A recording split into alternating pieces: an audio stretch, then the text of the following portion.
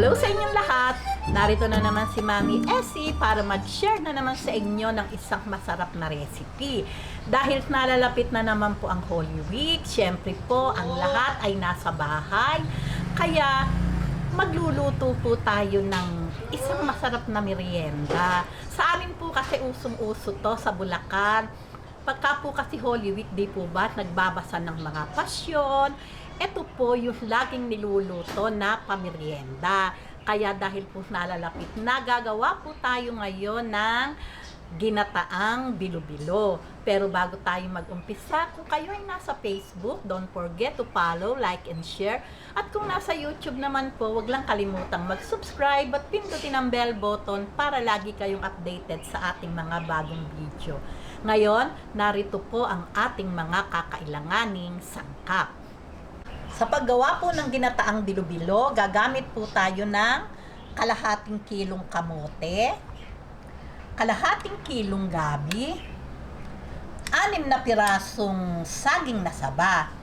Ito po yung sagong maliliit, half cup po ito. Pinakuluan ko lang po ito ng 10 minutes. Pero bago po natin to lutuin, magpapakulo po muna tayo ng water, saka natin siya ilalagay. 10 minutes po lang ang pagpapakulo at luto na po siya. Siyempre po, para lalong mapasarap yung ating ginataang bilo-bilo, maglalagay po ako ng ube halaya. Pwede din po yung ube mismo, kaya lang po wala akong nabili dahil may luto po ako. Ito na lang po yung aking ilalagay. Siyempre po, ang langka. 2 cups na white sugar.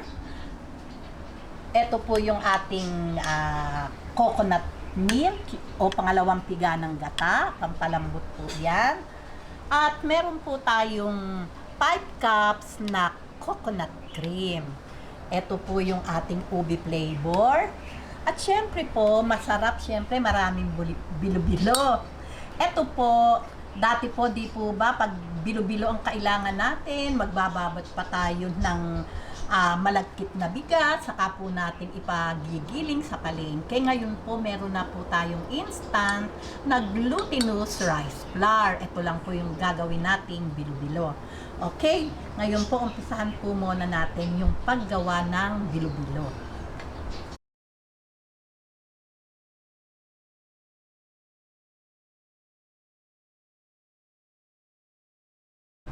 Ayan, ito pong aking gagawing bilo-bilo ay 2 cups and a half.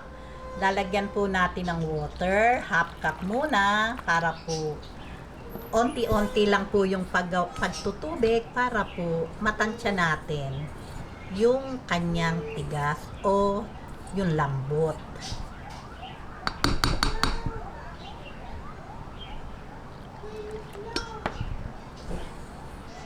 Ayan, mamaya lang po gagamitan ko na to ng kamay para aking masahin. Ayan, kulang pa po sa tubig, kaya atin pong lalagyan.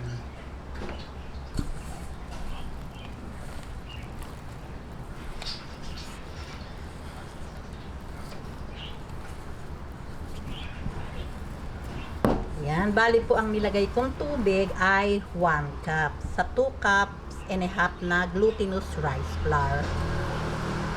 Ayan, matahin lang po natin. Ayan, pagka po ganitong hindi na naninikit, okay na po ito. Ayan, ngayon po bibilug-bilugin na po natin.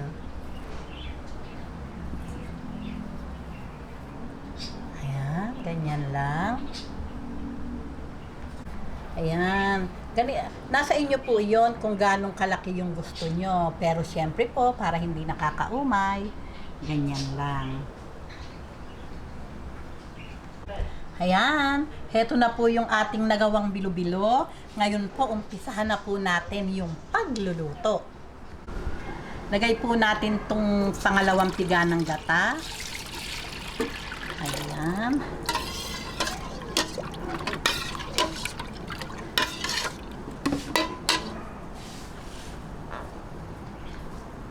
Unahin po natin ilagay itong gabi kasi po mas matigas po siya kesa sa kamote.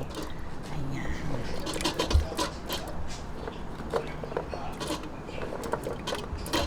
Ayan, pakuluin lang po natin to ng mga siguro 3 to 4 minutes bago natin ilagay yung ating kamote. Lagay na po natin tong ating halayang ube para po matunaw siya. Ayan. Lalagay ko na din po ang kamote. Ayan, natutunaw na po yung ating halaya. Napakasarap po nito. Talaga naman po ang ating ginatan maglalasang ice cream. Yung pinakasabaw niya. Masarap.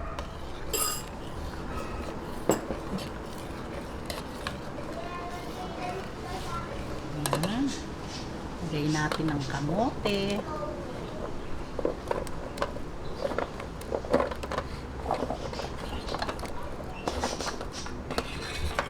Ang saging. Ayan. At ito pong ating coconut cream. Ayan. Lagay na po natin. Ayan. Pagka po ganitong nalagay na yung ating coconut cream, huwag po nating titigilan ng halo para po maging creamy talaga yung ating ginatan, bilo-bilo. Ayan, hintayin lang po natin kumulo. Halo lang po tayo ng halo. Ayan, pagka po ganitong kumukulo na, halo lang po tayo ng halo para po maging creamy yung sabaw niya. Kasi pag po hindi natin yan hinalo, magbubuo-buo po iyang nilagay nating gata. Iibabaw po ba? Lagay na po natin tong sugar, 2 cups po ito. Titikman po natin kung magdadagdag o okay na po iyon. Lagay po natin itong sago. Ito pong sago, may nabibili po ito sa palengke na kung ayaw nyong magluto ay meron pong nabibiling luto na. Ayan. Lagyan po natin ng ube flavor para po maglasang-lasa palalo yung ube.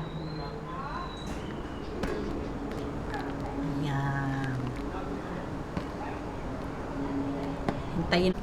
Ayan, tuloy lang po yung paghalo hanggang sa kumulo ulit. Medyo po light pa yung kulay. Nasa inyo po iyon. Ayan. Okay, ngayon, hintayin lang po nating ma-half cook na yung ating kamote at saka saging at ilalagay na po natin yung bilo-bilo. Ayan. Ayan, pagka po ganitong half cook na, lalagay na po natin ang langka. Ayan. Saka itong ating bilo-bilo.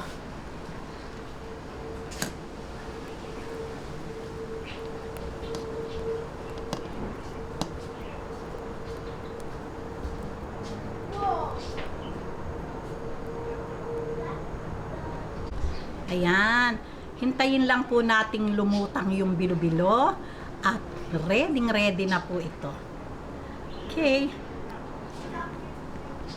Ayan, lutang na po yung ating mga bilo-bilo at malambot na din po yung kamote. At nakita nyo naman po, creamy na yung ating sabaw. Okay, papatayin ko na po ang apoy at ready na po ito para sa ating merienda. Ayan, talaga naman pong yummy, nakakatakam talaga. Ayan, sandukin na po natin. Gusto ko po talaga ganyan, may sabaw-sabaw kasi po mamaya ito, lalapot na po itong tuluyan at syempre po mawawala yung sabaw. Magiging yan nakikreamy. Kaya gusto ko ganyan, pag nagluluto ako, yan, may sabaw-sabaw at maraming bilo-bilo. Ayan, heto na po ang ating napakasarap na meriendang ginataang bilo-bilo. Okay, tikiman na po tayo.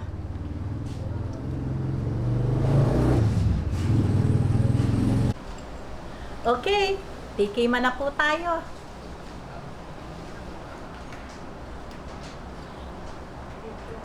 Mm.